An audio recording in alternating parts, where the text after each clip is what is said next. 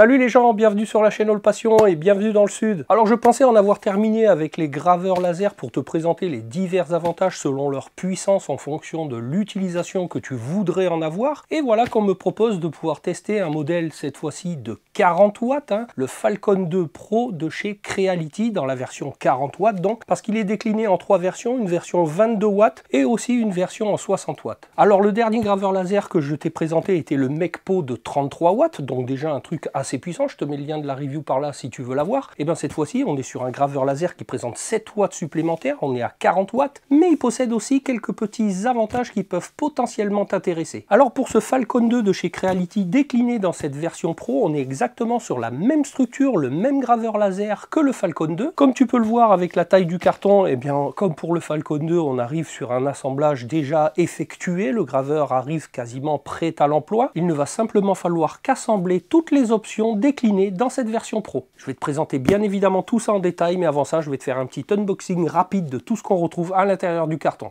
Sur le premier étage, on retrouve le tiroir, les plastiques qui vont constituer le caisson, la pompe de l'air assist, la tête de graveur de 40 watts, mais également une petite tête déclinée en 1,6 watts pour effectuer des gravures de précision. La paire de lunettes, mais comme tu vas le voir, on n'en aura pas besoin étant donné la nature du caisson de protection de ce graveur laser. Une petite boîte réparation où on va pouvoir trouver un adaptateur de clé USB, la clé USB, un porte-carte de micro SD, la clé de verrouillage et tout un certain nombre de choses, un petit chiffon de nettoyage et des clés de montage. Un sachet qui contient les deux cordons USB, un petit pinceau de nettoyage et également la pige de réglage pour effectuer les travaux de gravure et de découpe. Un tuyau de connexion pour l'air assist, l'alimentation avec la fiche Europe bien évidemment, alors alimentation plutôt balèze, on est sur une alimentation de 10 ampères parce que pour 40 watts il faut lui envoyer la sauce. Un tuyau de raccordement du caisson jusqu'à l'extérieur pour extraire les fumées. La notice en anglais mais très bien illustrée pour l'assemblage du graveur laser. Des échantillons pour effectuer les tests, la structure du graveur laser comme tu peux le voir déjà prémontée, les montants supérieurs transversaux du caisson, un équipé d'une caméra, l'autre d'un bandeau LED, je vais t'expliquer tout ça en détail par la suite, toutes les traverses métalliques constituant le support de gravure, les panneaux latéraux du caisson avec la ventilation déjà équipée sur l'un d'eux, les montants du caisson de très bonne facture, comme pour la structure du laser en aluminium anodisé. Et bien maintenant je vais passer à l'assemblage de tout ça, et bien entendu que si je rencontre la moindre petite difficulté ou un point d'attention particulier à te signaler, et bien je ne manquerai pas de le faire, mais à mon avis ça va être quand même très simple vu la notice et aussi très rapide. Et ensuite et bien je reviens pour te présenter plus en détail ce Falcon 2 Pro de 40 watts. Alors vraiment aucune difficulté pour assembler le caisson principalement de ce laser. Ah si, il m'a fallu démonter les choses préassemblées livrées parce que très difficile d'enlever les films de protection sur les plastiques rouges constituant le caisson qui sont amusés à mettre les vis de fixation notamment sur cette partie articulée à travers les films de protection. Donc quand on enlève le film de protection ça s'arrache pas comme il faut, donc il y a des petites vis, j'ai perdu un bon quart d'heure à démonter tous les montants de cette partie là, y compris sur le panneau qui maintient le ventilateur d'extraction, pareil, fixé sur à travers le film de protection. Donc pour faire les choses propres, tout démonter pour enlever les films de protection et ensuite tout remonter. Bon, mis à part ça, ça se monte relativement très bien. Une structure plutôt rigide, j'avais un peu peur au début avec ces plastiques souples, et puis comme tu peux le voir, ça fait bien le job. Le capot de protection pour avoir une enceinte comme tu le vois fermée. Alors la particularité c'est que le ventilateur d'extraction de ce caisson, tu as la possibilité selon ta configuration de pouvoir le démonter facilement, il y a 4 vis, et de positionner ce panneau à droite si tu le souhaites en mettant bien évidemment le ventilateur dans l'autre sens. Pourquoi? Tout simplement parce que Creality a été un peu malin dans la mesure où la connectique de ce ventilateur, ils l'ont aussi prévu de l'autre côté. Donc au choix, tu peux installer ce panneau là avec le ventilateur d'extraction à gauche ou à droite. Alors comme je te le disais, ce Falcon 2 Pro n'est autre que le même châssis, le même graveur que le Falcon 2 que je t'ai déjà présenté sur la chaîne. Je t'invite aussi à aller voir cette review avant même de regarder celle-là si ce modèle t'intéresse, parce que je t'y détaillerai davantage de choses. Dans tous les cas, on est sur la même surface de travail de 40 cm par 40 cm, les mêmes systèmes de protection, notamment au niveau des end-stop à chaque extrémité de tous les axes. Et comme c'est exactement le même, on a la même clé de verrouillage sur l'avant, le bouton d'arrêt d'urgence, le même contrôle panel au début qui te permet de faire une frame, la position home et ou de resetter un défaut éventuel, notamment lorsque tu peux interrompre le travail puisqu'il est équipé d'une protection de détection de capot fermé. Donc bien évidemment, à chaque fois que tu vas ouvrir le capot, le graveur va se mettre en stop et puis avec un signal sonore, il attendra que tu refermes correctement le capot pour réenclencher le ventilateur d'extraction et que tu resets le défaut en appuyant tout simplement sur le bouton play qui va lui permettre de continuer son travail. Maintenant parlons de cette tête laser de 40 watts. Et bien cette tête laser de 40 watts a deux positions, une position 40 watts et également une position plus précise de 22 watts qui te permet de fonctionner à une puissance inférieure de 22 watts, donc moitié moins que la pleine puissance qui sera fortement utilisée pour de la découpe essentiellement. Et sinon sur cette tête on va retrouver comme pour le Falcon 2 exactement la même chose, une détection au niveau de l'air s'il n'est pas suffisant avec un voyant d'alarme, un niveau de fire, un niveau de détection de flamme éventuelle ou une détection de lentille encrassée, la lentille du laser,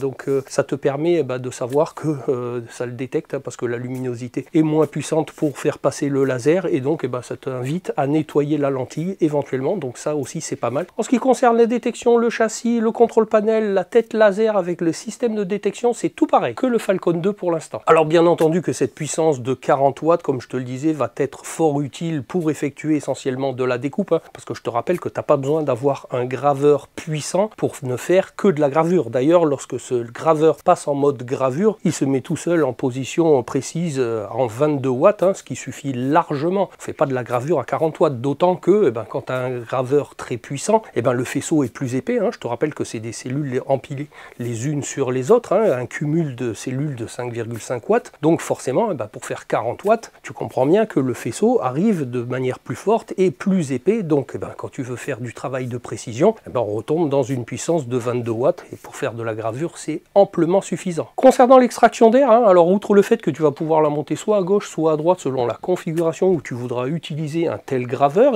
cette extraction est commandable par un interrupteur que tu vas soit laisser en position automatique et qui va enclencher l'extraction d'air dès lors que tu vas lancer ton travail, à condition bien entendu que le capot soit fermé, ou que tu vas pouvoir forcer tout simplement en mettant manuellement le bouton sur la position on. Ce caisson est également équipé d'un bandeau LED qui va te permettre de voir extrêmement bien à l'intérieur du caisson et commandable également avec un interrupteur de position, soit en position auto où là aussi l'éclairage va se déclencher au moment où tu vas lancer ton travail, encore une fois à condition que le caisson soit fermé, ou que tu vas pouvoir volontairement allumer en le mettant sur la position on. Alors si tu as un éclairage un peu moyen environnant, tu vas pouvoir l'allumer lorsque tu vas enlever ton travail ou positionner tes matériaux à l'intérieur, et crois-moi qu'on y voit très bien avec ce bandeau. Autre chose maintenant au niveau de la protection de ton plan de travail en utilisant ce graveur là, c'est que sur le fond ici il y a un tiroir, alors de très bonne facture, sur roulement, qui coulisse vraiment très bien et qui te permet de récupérer tous les petits résidus de découpe que tu pourrais avoir. Ça aussi c'est pas mal de pouvoir avoir une protection naturelle au fond de ton graveur laser et de récupérer tout ça, qui te permet de tout ramasser et de ne pas pourrir ton extérieur. Ça c'est bien d'avoir condensé ça, je trouve ça aussi très malin. Autre atout de ce caisson, outre le fait que sa fermeture sera détectée par un système magnétique sur sa base ici qui va t'empêcher de lancer un travail avant qu'il ne soit fermé ou d'interrompre le travail si jamais tu l'ouvres pendant que le laser est en train de travailler, c'est que même si le graveur est livré avec une paire de lunettes, encore une, c'est que les matériaux de ce caisson filtrent aussi les lumières du laser et donc ajoutent une protection supplémentaire, même si encore une fois la tête laser est très bien protégée, il n'y a qu'une petite fenêtre, donc déjà difficile à avoir un accès direct à la lumière du laser, mais en plus de ça, le matériau filtrant de ce caisson ajoute cette protection supplémentaire et ça aussi c'est bien. Autre atout et pas des moindres que propose cette version Pro par rapport à la version classique, c'est que profitant du caisson, ils ont intégré une caméra dans la trame travers supérieur de ce caisson. Et ça, comme tu le sais, je t'ai déjà fait 2 reviews sur le sujet, hein, une caméra du commerce que tu peux intégrer sur un de tes graveurs laser ou une caméra DIY dont je t'ai partagé la fabrication et les plans de montage, les plans d'assemblage, les plans d'impression, enfin je t'ai tout partagé. Tiens, je te mets le lien de la vidéo par là si ça t'intéresse. Mais dans tous les cas, cette caméra dispose d'une focale courte, hein, puisqu'elle se situe à environ 26 cm de la surface de travail, qui permet donc à ce graveur aussi, de par l'accès facile à l'intérieur de celui-ci, et bien de pouvoir être placé sur un plan de travail avec des étagères au-dessus par exemple, puisque pas embêté non plus par la potence d'une caméra plus traditionnelle qui nécessite un dégagement au-dessus d'environ 50 cm. Alors en revanche, la caméra n'est pas reliée directement à la carte mère du graveur laser, hein, c'est un organe supplémentaire comme une caméra additionnelle qu'il faudra brancher à ton ordinateur avec le deuxième câble USB qui est fourni, donc un câble USB pour relier le graveur à ton PC, et ensuite la caméra comme une caméra additionnelle que tu aurais pu ajouter directement également sur un autre port USB. Ça c'est un peu dommage. Et dans cette vidéo, je ne vais pas te remontrer comment effectuer l'étalonnage de cette caméra sous Lightburn, puisque la procédure est strictement identique à ce que je t'ai déjà expliqué sur les 2 vidéos liées à cet équipement. Et d'ailleurs, j'ai oublié de te dire, mais dans les échantillons de bois fournis avec la machine, eh bien il y a également la mire de calibration fournie pour pouvoir effectuer l'étalonnage de cette caméra. Et encore une fois, cette procédure d'étalonnage se réalise vraiment très bien. Tu es très bien guidé sous Lightburn, mais si tu as des difficultés ou que tu veux voir ça plus en détail, n'hésite pas à aller voir les 2 vidéos que je t'ai fait sur le sujet. En tout cas, maintenant, moi, une caméra sur un graveur laser, c'est vraiment un équipement dont je peux plus me passer. D'ailleurs, je vais te remettre une petite incrustation parce qu'une fois que j'ai eu fini la calibration de cette caméra, j'en ai profité pour juger directement de sa fiabilité et de sa précision en laissant les matériaux en place tels quels et en allant marquer à différents endroits sur ma feuille de travail Lightburn sur mon ordi un petit hall passion dans les 4 angles et au centre, et comme tu peux t'en rendre compte sur les images, le texte a bien été gravé là où je le souhaitais, donc un très bon point avec cette caméra. Donc encore une fois, 2 avantages avec une caméra, hein. Le premier, c'est de pouvoir graver à un endroit bien précis ou de pouvoir graver ou découper dans une chute que tu possèdes, comme l'échantillon que je me suis fait, comme tu peux le voir pour les paramètres à utiliser pour le contreplaqué de 3 mm. Alors maintenant, la surface de travail, alors ça m'a un petit peu gonflé. En revanche, c'est de devoir installer toutes ces traverses dans les encoches. Alors une sur 2, bon, ils disent qu'on peut avoir 2 positions, moi je les ai mis sur le champ comme ceci, sur toute la largeur du truc. Alors ça, j'ai pas compris pourquoi ils avaient prévu une telle surface de travail plutôt qu'un plateau en nid d'abeille qui aurait pu très bien être intégré dans le fond du graveur. D'autant que pour travailler des matériaux fins comme du papier, du carton ou du contreplaqué comme ça de 3 mm hein, qui était fourni, et bien pour éviter qu'il s'envole avec les racines si tu fais de la découpe ou qu'il soit légèrement gondolé comme ça, et bien sur un plateau en nid d'abeille tu peux fixer le matériau pour le mettre plat comme il faut avec ce type de pion qui se coince très bien, alors que sur ce type de plateau, une fois que tu l'as posé, il n'y a pas de possibilité de maintien du matériau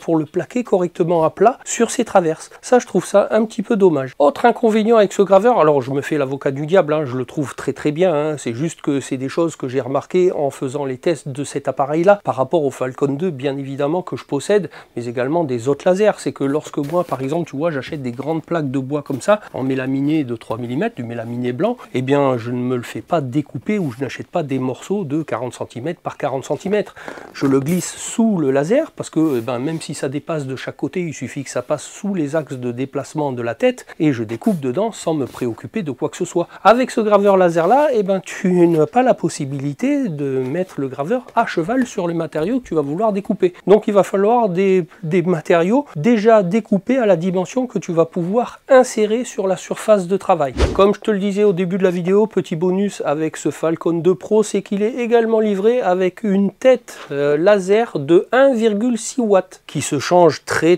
facilement, hein. Il suffit de démonter la tête principale du laser, de dépluguer le tube de l'air assist, de débrancher son câble d'alimentation, de brancher celle-ci à la place. Il n'y a pas d'air assist sur cette tête laser, bien entendu, puisque ce n'est fait que pour faire de la gravure beaucoup plus précise. Mais personnellement, je ne vais pas l'utiliser parce que je ne fais pas des travaux de précision. D'ailleurs, j'ai toujours mon petit Sculpfun S9 de 5,5 watts Si c'était le cas, alors là 1,6 watts, bon je te rappelle que 1,6 watts pour faire de la gravure, oui tu vas être plus précis, mais alors il faut avoir le temps, hein. Donc moi les gravures, si c'est pour mettre des aplats sur de la gravure pour marquer ce que je marque par exemple sur les échantillons, ou faire comme tu l'as vu des gravures sur mes boîtes de rangement de figurines, et ben en 22 watts ça va très bien, ça te permet d'aller vite. Je cherche pas une précision extrême. Maintenant je comprendrai que ceux qui font des travaux un peu de précision, des choses très petites sur des bijoux, des choses comme ça,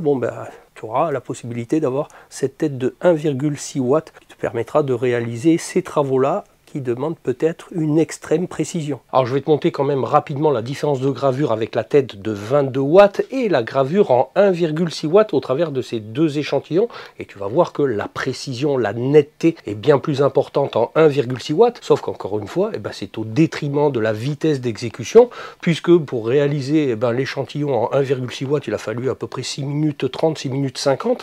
ce petit échantillon là, alors qu'en 22 watts il a fallu 1 minute 20. Donc ça sera aussi à toi de juger si tu décides d'avoir un graveur laser pour faire des travaux très petits, très qualitatifs, dans une puissance de 1,6 watts forcément, parce qu'encore une fois on a un laser très fin. Maintenant revenons à ce qui nous intéresse principalement avec cette puissance de 40 watts. J'ai testé au travers de deux échantillons simplement. Alors j'ai pris le plus fin pour tester la vitesse de découpe par rapport ne serait-ce qu'au modèle de 33 watts que j'avais testé précédemment, et le matériau le plus épais et le plus dur, à savoir le médium de 10 mm. Et pourquoi pas couper des choses plus épaisses? Parce que comme je te l'ai déjà expliqué, moi couper, te montrer que ça coupe un tasseau de 30 mm en 18 passes, ça n'a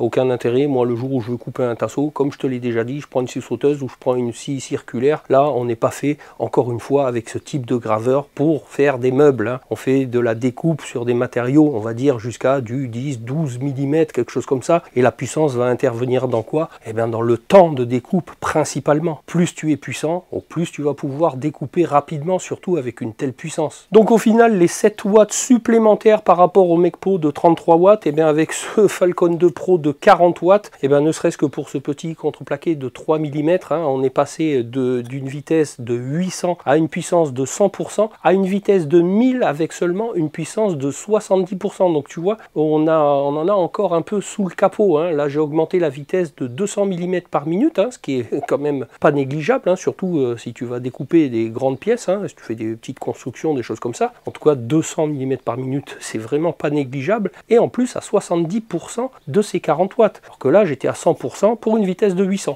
Donc tu vois que là, néanmoins, ces 7 watts, ils sont quand même importants. Et pour la blague, j'ai importé l'aigle proposé sur la clé USB du Falcon 2 de 22 watts, où la gravure s'était effectuée en environ 4 minutes à une vitesse de 700 mm par minute à une puissance de 100%. Et bien là, j'ai pu obtenir le même résultat à 100% des 40 watts à une vitesse de 1200 mm par minute en seulement 1 minute 50. Voilà en termes de rapidité de découpe ce qu'apporte une machine plus puissante comme celle-ci. Et pour le médium de 10 mm, un peu moins flagrant, mais quand même, ces 7 watts montrent qu'ils sont là, qu'ils ont quand même une plus-value, parce que sur le 33 watts, j'avais fait 2 passes à une puissance de 100% et une vitesse de 250, alors que sur ce 40 watts, j'ai aussi fait 2 passes à une puissance de 100%, mais à une vitesse de 300. Alors on a gagné 50 mm par minute, et encore une fois, pour des travaux de grande taille sur ce matériau, le médium, c'est pas un bois facile à travailler, je te rappelle que c'est un assemblage de sciure de bois avec de la colle, donc même selon celui que tu achètes, il est plus ou moins dur. En tout cas, on a encore gagné par rapport au 33 watts, donc là aussi, tu vois, la plus-value d'un 40 watts. On est un travail encore plus rapidement. Alors en conclusion, que te dire de ce graveur Falcon 2 dans cette version Pro? Alors quelle que soit la puissance en 22 watts, en 60 watts et dans cette version en 40 watts, tout d'abord que c'est une très très belle machine, très bien conçue, très qualitative, et comme tu l'as vu, vraiment très performante, très bien équipée au niveau de ses accessoires et de toutes ses options qui vont te permettre aussi de pouvoir travailler en toute sécurité, quel que soit le lieu où tu veuilles l'employer. Parce qu'encore une fois, avec un laser de classe 4 comme celui-ci, avec une enceinte confinée comme celle-ci, asservie au fonctionnement, des protections visuelles, une extraction de fumée qui te permet d'avoir un environnement respirable, que tu sois un artisan, une PME, fameux,